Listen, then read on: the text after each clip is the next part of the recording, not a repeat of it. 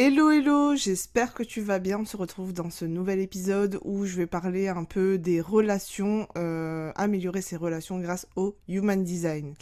C'est un sujet que je trouve hyper important parce que je dirais que faut privilégier la communication et encore faut-il savoir s'entendre puisque on a chacun des filtres, pas seulement des filtres mais aussi une perception qui est très différente chacun l'un de l'autre. En plus, si toi-même, comme moi, tu es en couple, peut-être qu'il t'est déjà arrivé de pas comprendre ton conjoint, tu sais pas trop comment lui parler, et t'as beau utiliser plusieurs sortes de manières différentes, et ça ne fonctionne toujours pas. Et moi ici, dans cet épisode, j'ai envie de t'apporter quelques petits conseils justement pour améliorer ta relation. Alors, il ne faut pas nécessairement connaître son Human Design par cœur, il ne faut pas nécessairement aussi faire une lecture, à toi de voir si tu as envie de faire une lecture ou pas, juste connaître au moins la base, ta stratégie et ton autorité, c'est les deux principales choses que je dirais à connaître. Et après, je dirais les relations, elles se font au niveau des centres et je dirais que faudrait juste écouter, prendre en compte les conseils que je vais donner selon ta carte énergétique et tu verras que tu n'auras même pas besoin de l'apprendre, c'est juste appliquer les conseils grâce aux exemples que je vais donner. J'espère que ce podcast n'est pas trop cafouille parce que là ce que je viens d'expliquer peut-être que tu m'as pas encore compris ou comprise. Du coup je vais commencer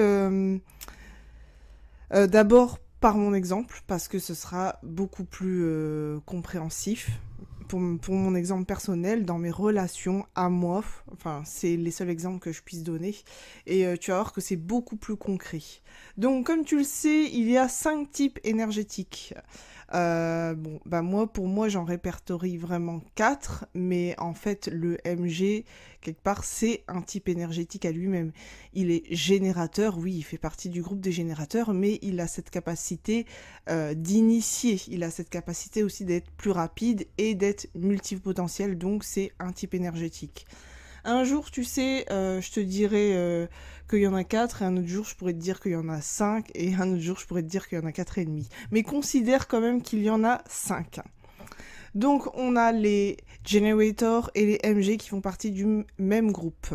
Nous avons les projecteurs qui sont à peu près 20% de la population, et nous avons les manifesteurs qui sont à peu près 10%, et nous avons les réflecteurs qui sont moins de 2% de la population. Chacun a sa place dans ce monde, et le Human Design, pour rappel, ça nous ramène à notre vérité unique. Donc, moi, je suis manifesteur et mon mari, il est MG et on a une relation qui est plutôt compliquée ces derniers temps. Alors, je vous en parlerai plus tard puisque c'est encore un sujet qui est sensible, même si ça fait des années qu'on est ensemble. J'ai envie de partager sur le fait qu'on s'est connus, on était ados. Donc, on n'a pas des embrouilles d'ados. On n'a pas des embrouilles d'adultes, on a des embrouilles d'ados. J'ai pu l'observer, donc c'est une petite aparté, hein, mais j'ai pu observer que les couples qui sont ensemble depuis 3-4 ans, donc ils ont mon âge, ils ont des disputes d'adultes, tu sais, hyper au calme et tout. Et moi, mais les disputes que j'ai avec mon mari, elles sont vraiment différentes. On a des disputes d'ados. Ah, vraiment, je hurle comme une gamine. Bon, des fois, ça arrive aussi que je prenne du recul et que je dise « Ok, voilà, j'étais trop loin ». Et c'était très difficile pour moi de me remettre en question avant, mais aujourd'hui, ma vision des choses, elle a complètement changé, notamment sur ces dernières années où je suis tombée amoureuse du HD. J'étais déjà dans le développement personnel, mais encore plus depuis... je dirais 4-5 ans, peut-être plus, je sais pas trop dire quand vraiment ça a commencé. Et du coup, nos relations, elles se sont apaisées, mais on rencontre encore des frictions. Et des fois, je fais la relation au Human Design. Il a tendance à me dire des phrases telles que oui, mais tu m'en as pas informé. Comment je peux le deviner ?» Et en fait, faut savoir que donc moi je suis manifesteur et lui MG, et moi en tant que manifesteur, ma stratégie c'est d'informer. et informer surtout les personnes qui sont susceptibles d'être impactées. Donc notamment mon mari, mon fils, mes proches, mes parents, enfin voilà, ces parents des choses bêtes et pour moi, eh ben, en fait, c'est tellement logique, mais c'est vrai que j'ai cette tendance à oublier d'informer, tu vois, même moi-même avec ma stratégie, des fois je l'oublie. Alors je suis là, proche, je dirais, me sens plus proche de mes clients, de ma communauté, où vraiment je vais informer au moindre changement. Enfin, j'informe à ma manière, hein. Bien sûr, tu peux me retrouver sur les réseaux sociaux ou dans ma newsletter. Je le fais pas automatiquement dans ma newsletter, mais je le fais régulièrement dans mes réseaux sociaux, principalement en story. Donc je partage pas ma vie au quotidien parce que j'y pense pas forcément. Et voilà, je me suis un peu perdue dans tout ce que je racontais, tout ce que j'étais en train de raconter. Oui, donc voilà, j'ai cette difficulté des fois encore d'informer. Et ça peut être vraiment des petites choses où c'est vrai que je dis oui, bah, je vais faire ça. Et c'est vrai que pour un manifesteur, notamment moi qui ai eu l'habitude de rester très secrète, ça fait 3 ans maintenant que je suis dans le HD et ça fait que 3 ans où vraiment j'informe, mais j'informe pas automatiquement. C'est pas encore un automatisme, en tout cas au niveau de mes proches. Et ça peut être des choses bêtes, on s'est disputé parce que je lui ai pas dit que je me sentais pas bien et que j'avais besoin de repos. Du coup, lui, il a compris que ben, je boudais, voilà, que je faisais la gueule. Alors que pas du tout, je faisais pas la gueule. Je, je, je boudais pas, bon, je boudais un petit peu, je pense, mais j'étais épuisée, j'étais exténuée. Donc voilà le genre de friction que ça peut créer entre nous. En plus, lui, il a le centre de l'identité qui est ouvert, donc c'est le monopôle magnétique, hein, c'est le centre de l'identité, c'est le centre de la direction, c'est vraiment savoir qui on est. Et moi, j'ai le centre de l'identité bien défini, je sais qui je suis, je sais où je vais, je sais quelle direction prendre. Et lui, il surfe justement sur mon centre qui est justement défini. Euh, je peux donner un exemple pour celui-ci. J'ai toujours su quelque part que j'allais être entrepreneur, mais je savais pas réellement dans quoi. Et lui m'a toujours dit il avait pas de but ultime comme moi. Lui actuellement, il travaille dans un magasin, entre autres, on peut dire de fruits et légumes. Je dirais pas le nom, mais je pense que tu peux deviner parce que déjà, j'ai pas envie de leur faire de la pub. Je refais pas de la pub parce que du coup ça a créé des frictions dans notre couple par rapport à ses horaires et tout ça. Et, euh, et, et qu'est-ce que j'allais dire pour ce magasin-là? Oui, donc je disais qu'il m'a suivi en fait, il m'a suivi dans mes projets, dans moi ce que je fais, il m'a soutenu. Par exemple, quand on est parti vivre à 1200 km de chez nous, il m'a automatiquement suivi. Je pense pas il était pour vraiment et il s'est dit pourquoi pas, mais c'était mon idée. Tout ce que je fais, c'est, moi j'initie beaucoup, hein, que ce soit dans ma vie personnelle ou que ce soit dans la vie de tous les jours. Quand j'ai décidé de prendre les devants, je prends les devants. C'est moi un peu qui, je vais pas dire, je décide de tout, mais je prends les devants. Je me dis, par exemple, ben tiens, aujourd'hui on va aller au spa. Et voilà, on part au spa. Bien sûr, dans la communication qu'on a, je lui demande s'il est d'accord ou s'il est pas d'accord. Et s'il est pas d'accord, j'ai cette tendance à vouloir trouver un moyen de le convaincre. Donc j'ai des très bons arguments, je pense savoir le convaincre. Et du coup, voilà ce qui est bien dans notre relation, c'est qu'il va suivre ma direction.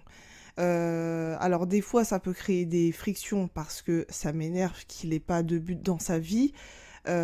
Et quelque part, c'est bien parce que du coup, je sais que si je décide d'aller à l'autre bout du monde, il va me suivre. Il va me suivre parce que quelque part, ça va être... je pense qu'il aura envie, mais ça va être aussi par amour, entre autres. Le thème de non-soi qu'on va retrouver aussi dans notre relation, c'est que justement, il a le centre de l'identité qui est totalement ouvert, donc il doit vraiment faire attention à son environnement et aussi avec qui il se trouve. Donc s'il a des doutes au niveau de lui-même, s'il ne se sent pas très bien de façon énergétique et mécanique, il peut vouloir demander à avoir plus d'attention. Et pourtant, je suis une personne qui donne de l'attention, mais il pourrait demander peut-être un peu trop à mon goût, au moment où moi, j'ai pas envie parce que je suis dans ce côté où j'ai besoin d'être en retrait. Donc moi, en tant que manifesteur, en plus, je suis une manifesteur 2-4. Le 2-4, c'est l'ermite et l'opportuniste. L'ermite, il a besoin d'être en retrait. Il travaille tout seul, voilà, il est bien là où il est, tout seul. Et l'opportuniste, c'est être entouré de monde. Donc c'est hyper paradoxal. Et en même temps, j'ai cet équilibre où j'ai besoin d'être en retrait et j'aime bien aussi aller vers le monde. Alors je peux très bien rester enfermée chez moi pendant 3 jours d'affilée, pas sortir, voir personne. Et sortir pendant 1 semaine d'affilée, voir énormément de monde et pas avoir ce moment de retrait. J'ai réussi à trouver un équilibre depuis quelques années où vraiment j'arrive à me retirer. J'en avais pas conscience, donc je comprenais pas pourquoi j'avais ces excès de colère. Donc ça, c'est hyper intéressant. Peu importe ton profil, enfin ton type énergétique, en tant que profil de 4, c'est important d'avoir tes moments de retrait. Voilà ce qu'on peut retrouver comme énergie chez nous. En général, nos décisions, elles sont assez rapides. Donc, il est MG sacral et moi, je suis manifesteur splénique. Donc, je sais tout de suite ce qui est bon pour moi. Et lui aussi, puisque il va répondre par oui ou par non. Donc ça, c'est un aspect où on arrive vraiment à être d'accord. Un deuxième élément que j'ai envie d'apporter, c'est notre façon aussi de structurer. Alors moi, je peux partir dans tous les sens parce que j'ai la tête à l'ajna non définie. Et en plus, le fait de l'avoir la tête et l'ajna non définie, j'aurais aussi cette tendance à te dire un truc aujourd'hui et du lendemain, je peux te dire l'inverse. Et du lendemain, je peux te dire un truc carrément entre les deux.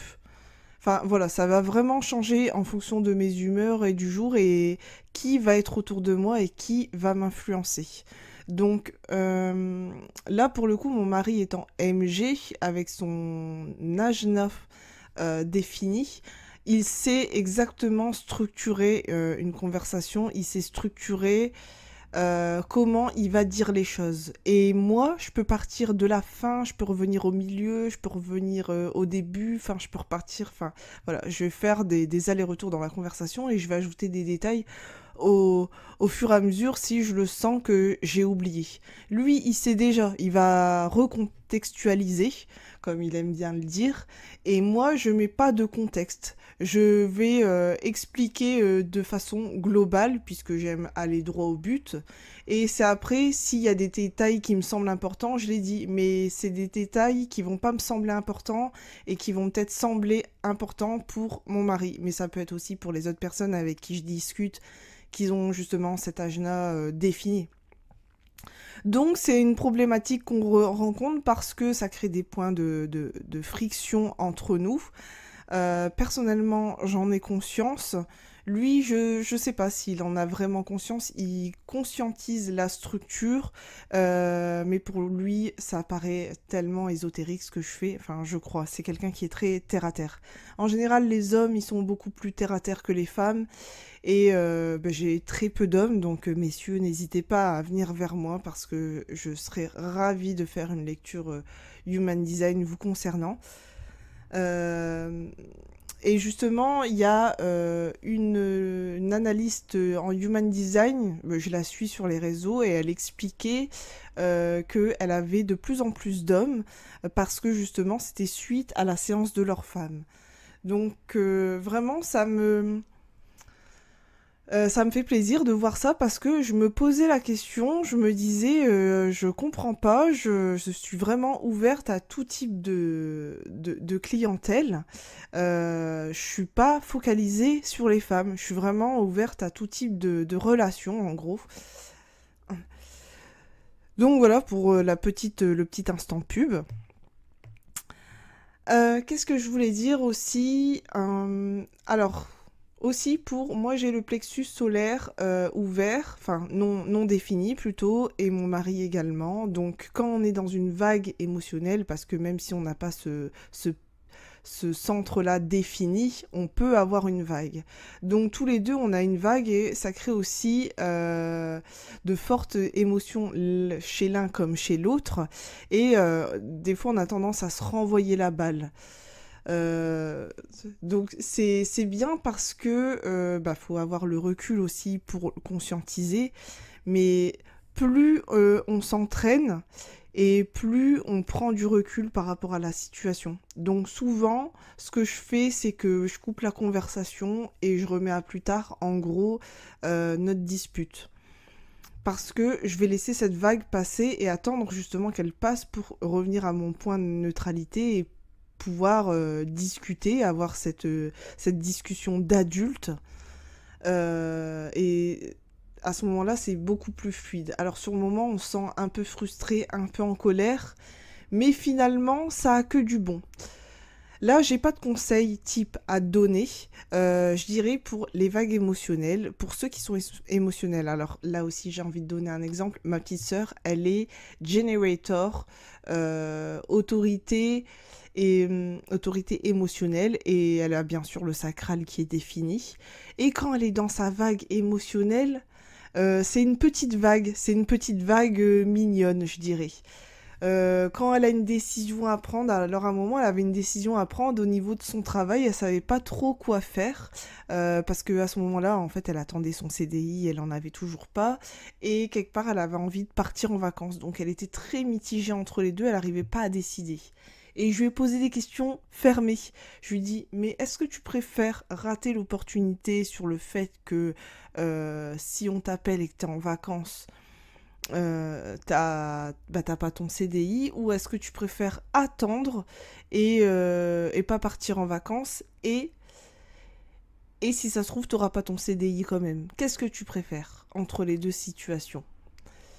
Et du coup elle a préféré, elle dit non en fait je préfère mieux partir en vacances. Et alors ce qui est rigolo, c'est qu'elle avait décidé, elle avait laissé passer un peu sa vague émotionnelle, et du lendemain on l'appelle pour son fameux CDI.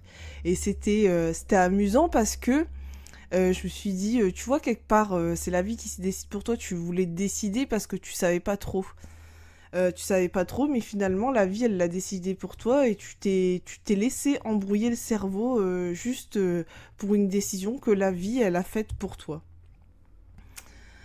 Une autre émotionnelle aussi, alors mon amie Ambre, qui est aussi generator, elle a aussi un profil comme moi, 2-4, et elle a l'émotionnel défini. Alors elle, il est surdéfini, elle a tous les canaux possibles, elle doit vivre des vagues très très intenses. Et en discutant avec elle, c'est vrai qu'elle a dit que c'était assez intense. C'est les moments où elle avait vraiment besoin d'être en mode ermite, à jouer aux jeux vidéo, à s'enfermer chez elle pendant des jours et pas sortir et jouer la nuit. Et je trouve qu'elle vit hyper bien son design. Et quand le matin, je la voyais et qu'elle avait euh, sa tête de je fais la gueule, j'ai pas envie de parler, et en gros, si t'es pas content, je t'emmerde. Quelque part, elle disait ça sur son visage. Et c'était pas contre les autres, c'était vraiment ce qu'elle vivait sur le moment. Elle était dans une vague, une basse vague, et tout le monde le ressentait. C'est incroyable ce que ça peut dégager un plexus solaire défini. Et moi qui ai ce plexus solaire non défini, il faut savoir que c'est amplifié. Donc je ressentais tout ce qu'elle ressentait. Et alors, je l'adore. C'est parce que en voyant son visage, et pas que ça, je ressentais tout. Je dis, ah ouais, ça doit être intense chez elle. Et quelque part, ben, j'ai eu ce côté empathique, j'ai ce côté empathique, et quelque part, je sais que c'est pas ma responsabilité si aujourd'hui elle ne se sent pas bien. Et ça, elle savait le respecter. Elle savait respecter, elle dit ok, aujourd'hui je suis pas bien, mais elle savait respecter sur le fait que moi je le ressente et que c'était pas ma responsabilité. Je sais pas si tu vois ce que je veux dire.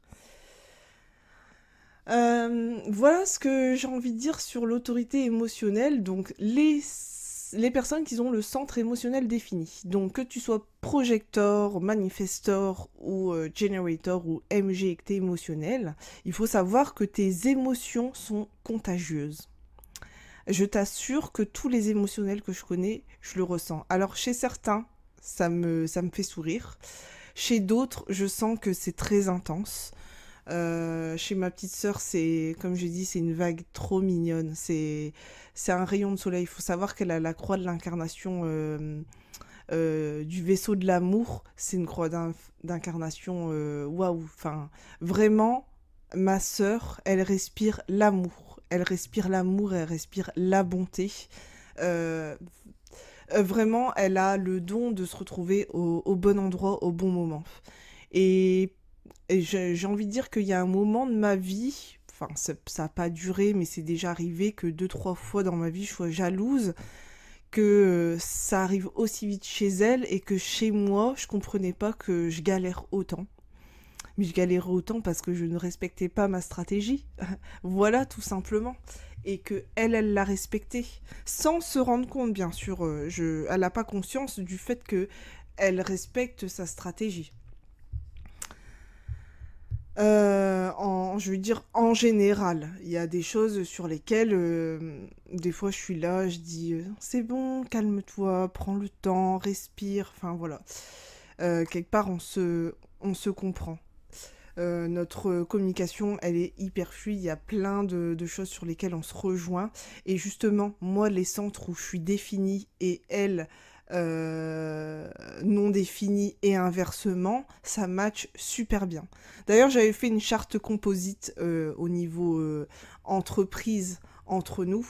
J'ai toujours dit que ma sister, j'allais dire ma sister, ma sœur, elle serait une excellente alliée, une excellente associée, j'ai envie de dire même une excellente assistante, parce que elle a des compétences de ouf. Je crois qu'elle se rend pas compte du potentiel qu'elle a. Mais bien sûr, je ne suis pas là pour lui dire ce qu'elle doit faire. Elle sait ce qu'elle doit faire, elle est grande, voilà, elle est maman, enfin voilà, elle est adulte, elle se gère très bien. Mais quelque part, waouh, elle a un potentiel de malade. En tout cas, ce qui match avec moi. C'est vrai qu'à un moment, on a failli ouvrir un business ensemble, mais on peut l'ouvrir, je sais pas, dans quelques mois, j'en sais rien, je vous en parlerai à ce moment-là. Euh, Elle a vraiment un truc qui fait que ouais, elle est compétente. Je suis en train de la vanter alors qu'elle vend rien du tout, mais je vous assure, c'est une personne incroyable. D'ailleurs, pour ceux qui la connaissent, ils savent quelle personne elle est.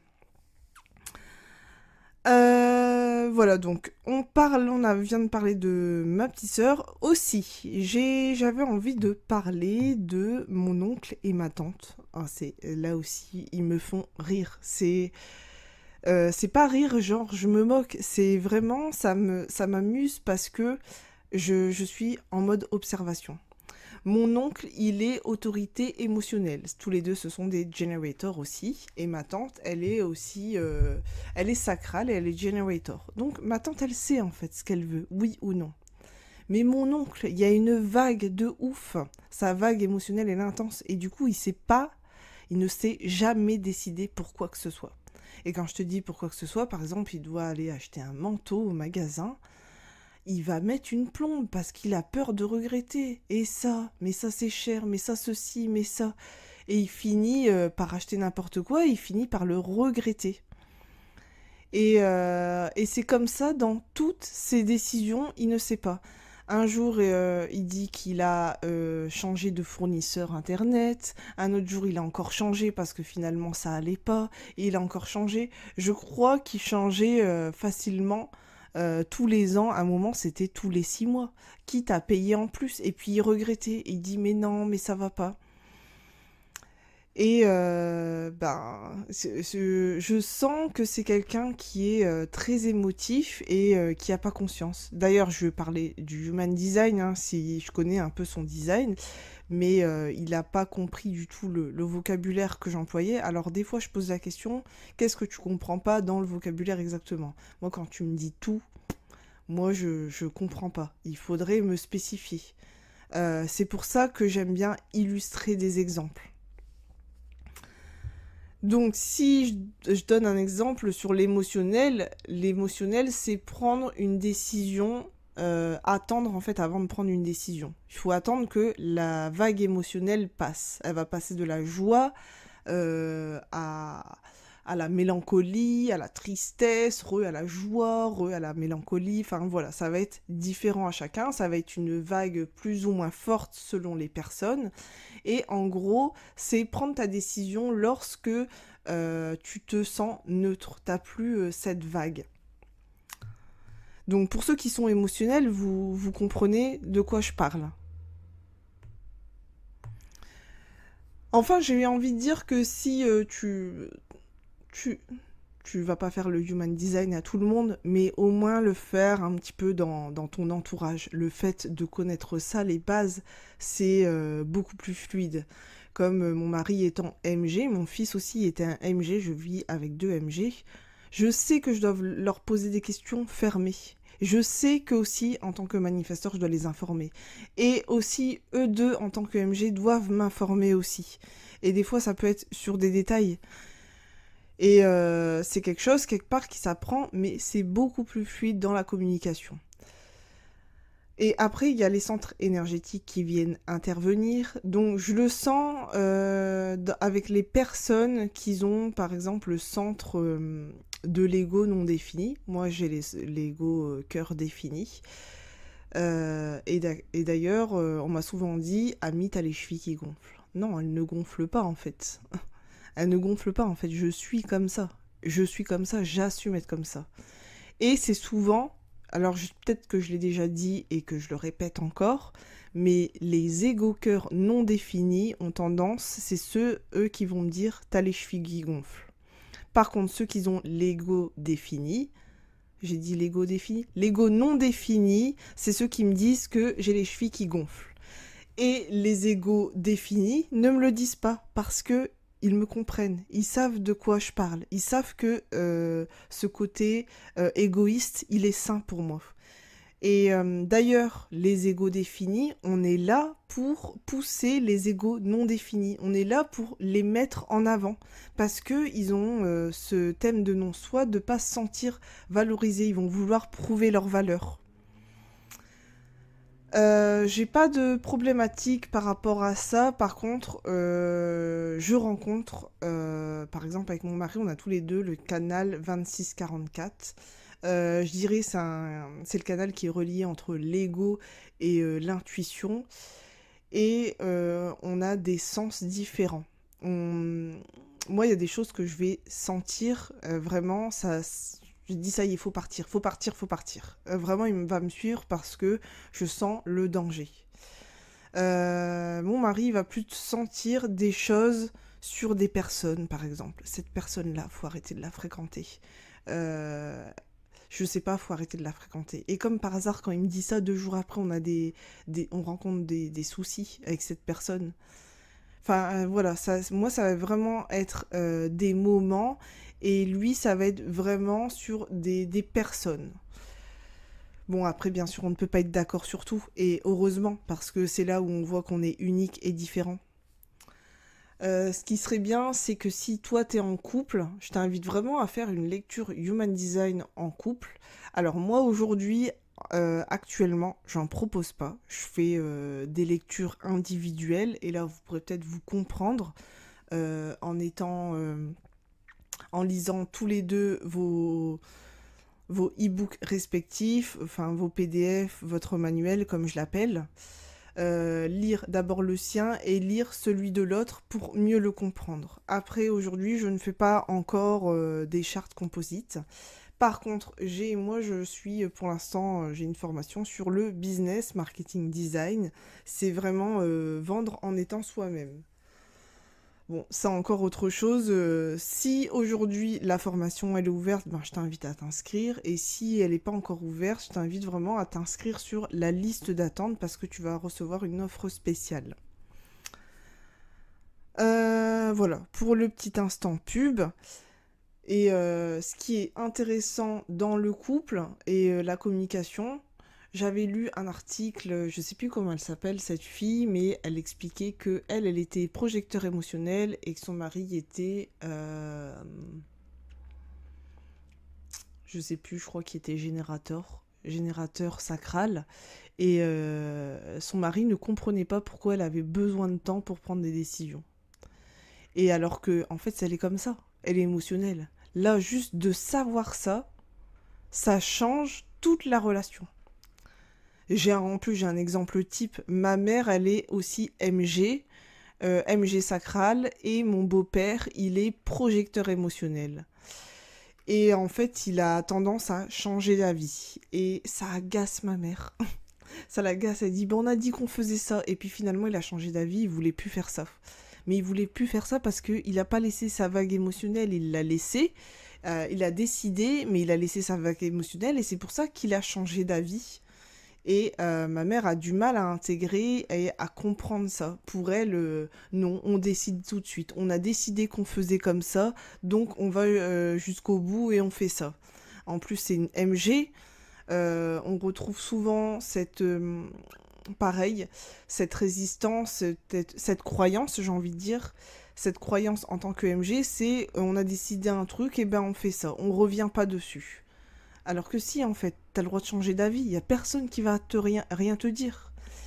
Et bon, bah, elle est de la vieille école, donc elle a cette croyance que on va au bout des choses, on change pas d'avis, on a décidé comme ça. En plus, elle est sacrale, donc elle sait tout de suite.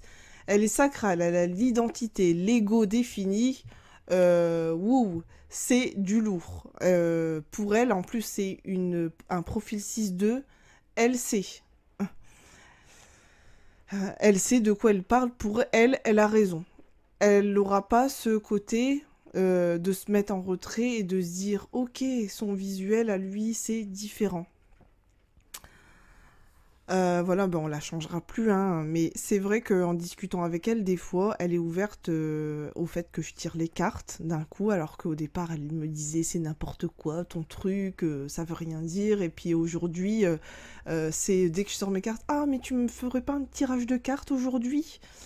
Enfin voilà, je trouve ça ultra mignon parce que je vois quand même que elle fait des efforts, je vois quand même, enfin elle fait des efforts, non, qu'elle s'ouvre quand même à ce que je fais.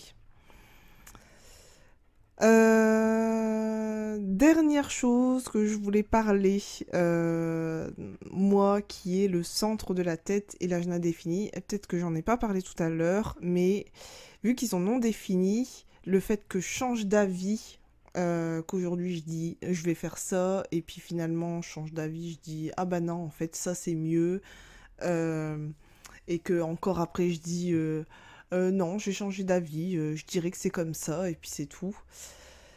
Ça peut agacer les personnes qui sont autour de moi, bah, notamment ma mère, comme je viens d'en parler, parce que je m'autorise vraiment à changer d'avis. Aujourd'hui, je pense comme ça. Demain, ce sera autre chose. Tout ce que là, je te raconte, peut-être que demain, je vais changer d'avis. J'ai une vision en général sur l'avenir. Alors, j'ai un peu ce côté visionnaire, tu vois, l'avenir du monde. Je sais exactement où je veux aller. Je sais pas trop comment, mais au fond de moi, il y a des choses sur lesquelles j'ai changé d'avis. Là, j'ai pas trop d'exemples à dire. Peut-être que si je réfléchis un peu. Ah bah si, j'ai un exemple. Avant, je pensais pas que j'étais ouverte aux expériences. Qu'on me proposait quelque chose et je me disais non, ça fait peur, non, c'est n'importe quoi et tout. Et alors que aujourd'hui, j'ai vraiment conscience de ça. Et si je change d'avis finalement et je suis beaucoup plus ouverte aux expériences. Euh, Ouais, je pense que je peux le citer. Alors, bon, bah, si tu le sais, moi j'ai habité dans le sud et bah, bien sûr, tu dois connaître qu'il y a des plages nudistes réservées justement aux nudistes. C'est une expérience que j'ai faite. Et quand je regardais ça à la télé dans les reportages, je me disais que non, c'est impossible, que je ferais jamais ça, que pour moi c'est aberrant de se montrer nu comme ça devant des gens qu'on connaît pas, c'est tellement intime. Euh, alors déjà, j'étais biaisée par le fait que j'étais complexée, que je me trouvais trop maigre, que j'avais un corps qui n'avait pas le corps d'une femme, mais le corps d'un enfant. Vraiment, je m'attribuais un peu comme ça. En plus, on me jugeait un peu d'anorexique. Il faut savoir qu'il y a une époque, j'étais tout juste au niveau de l'IMC. Je sais plus, j'étais vraiment tout juste. Je crois que j'étais tout juste en dessous de pas grand-chose. Bon, bah, par rapport à il y a 20 ans, je faisais au moins 20 kilos de moins. Je pense voire un peu plus. Donc je paraissais très maigre aux yeux des autres. Et ce qui m'avait énormément complexé. En plus, moi, j'étais amoureuse enfin, amoureuse. J'aimais le type de femme brésilienne avec de fortes hanches, de grosses fesses. Franchement, je le disais comme ça, de grosses fesses, de gros seins, ce que je n'avais pas. Et j'étais très complexée et je me disais que c'était pas possible un jour pour moi de faire ce genre d'expérience. Eh bien si, je l'ai fait et je le refais avec grand plaisir. Aujourd'hui, je suis vraiment à l'aise dans mon corps. Oui, bah, j'ai 20 kilos en plus. Bon, ça m'a pas fait trop de mal. J'ai un petit ventre. Bon, mon petit ventre, bah, j'ai toujours eu du ventre, hein, malgré que j'ai eu un fils entre deux. Mais je suis beaucoup plus à l'aise dans mon corps. Je suis alignée avec mon corps. Je me sens vraiment en confiance. Souvent, je parle comme ça, je dis, mais je suis une bombe avec le corps que j'ai. Et je vois que ça dérange. Et quelque part, ben, c'est comme ça que je me sens. Je me sens bien. Et pourtant, voilà, je suis pas une mannequin, mais je me sens hyper bien dans mon corps. Et finalement, c'est une expérience qui a été très intéressante parce que je m'étais fait un peu aussi une fausse idée de me dire ben, qu'il y a des pervers. Voilà, mais non, il y a pas que des pervers. Il doit en avoir partout, en dehors de cette plage nudiste. Après, moi, j'ai été une période où c'était une période plus pour les seniors, donc je me suis pas sentie agressée visuellement, pas du tout. Je pense que j'aurais été un peu moins à l'aise si j'y vais à un moment où c'est le moment des familles. Alors j'ai pas testé, donc si je teste, je n'hésiterai pas à vous en parler. Donc voilà pour la fin, ça va être la fin, je vais terminer comme ça. Si tu as des questions sur les relations Human Design, n'hésite pas à m'en parler. Est-ce que tu vas vouloir que je fasse un second épisode? Est-ce que tu veux des détails sur un point en particulier? N'hésite pas à me dire ce que tu en as pensé. Et ce que j'aimerais aussi, c'est que tu mettes ton avis sur ce podcast et n'hésite pas aussi à le commenter parce que c'est comme ça que ça m'a apporté aussi d'autres auditeurs, comme on peut dire. Voilà, je te souhaite une bonne journée, un bon week-end et bah, je te dis à bientôt.